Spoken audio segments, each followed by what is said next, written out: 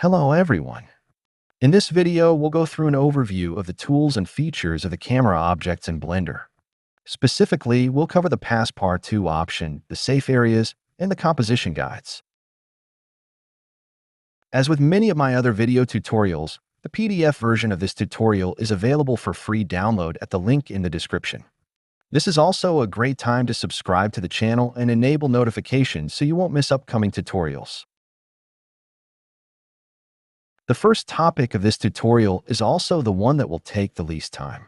It's the Passepartout option, which allows you to darken the areas outside the frame of the virtual camera. This option is located within the Viewport Display section of the Object Data Properties tab of the camera. You might actually find it enabled by default, as areas outside the frame generally appear darker than the rest in the camera view. However, you can adjust the brightness of these areas by modifying the Passepartout alpha parameter, making them completely black with a value of 1 for this parameter. This is a great way to focus solely on what is framed by the virtual camera, without being distracted by elements outside the frame, particularly when working with animations, to get a good preview of the final render. Let's move on to the second topic of this tutorial, the safe areas. These are sections of the frame where you can position elements to ensure they will be visible on different screens. The issue of boundary zones not being visible on some devices is called overscan, and to be fair, it mostly concerns older televisions with cathode ray tubes or devices receiving signals from analog ports like VGA. However, in many countries, the values for safe areas in television broadcasting are regulated, so it may be necessary to set these values correctly. The two areas that can be displayed in the camera view in Blender are called Action Safe and Title Safe. To display them, you need to enable the Safe Areas section in the Object Data Properties tab of the camera. By enabling this option, Blender allows you to adjust the size of the various areas with a factor from 0 to 1 for both the X and Y dimensions.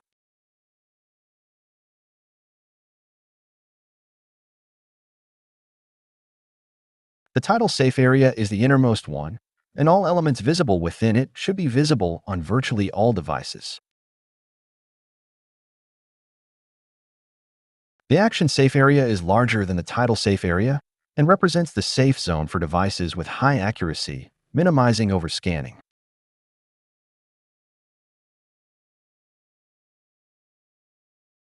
In the Safe Areas section, there is an optional subsection called Center Cut Safe Areas, which allows you to specify 2 additional areas with an aspect ratio different from the others.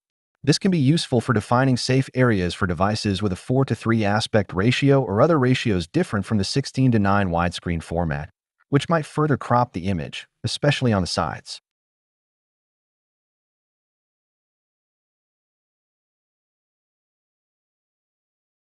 Let's conclude with the third and final topic of this tutorial, composition guides. These are guidelines that can be enabled in the Viewport Display section. They are visible only in the camera view and not in the final rendering, and they help with the visual composition of a frame. Composition guides are photography concepts that deserve a separate deep dive, but I won't go into that level of detail here. I'll simply mention that they follow classic compositional principles, such as the rule of thirds, the golden ratio, diagonals, and others, to help you either position subjects and points of interest in a way that captures attention or arrange elements in a harmonious, balanced, and aesthetically pleasing manner. For example, thirds divides the frame into a grid, suggesting that the intersections of the grid lines are ideal spots to place the main subjects or points of interest. Similar to thirds, but based on the values of the golden ratio, there's golden ratio, located further down. The options under the golden section use the golden ratio to achieve an elegant and harmonious balance. For instance, the lines of the golden triangle can help align key elements of the subject along the triangle lines, balance the composition by arranging filled and empty spaces, or direct the viewer's attention by placing important elements at the intersection points of the lines.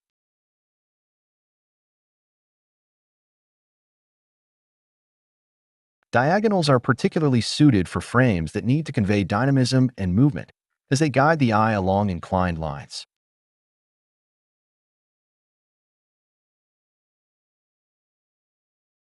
When preparing frames for your renderings, enable the composition guides that best suit your needs to get valuable assistance in selecting the right framing.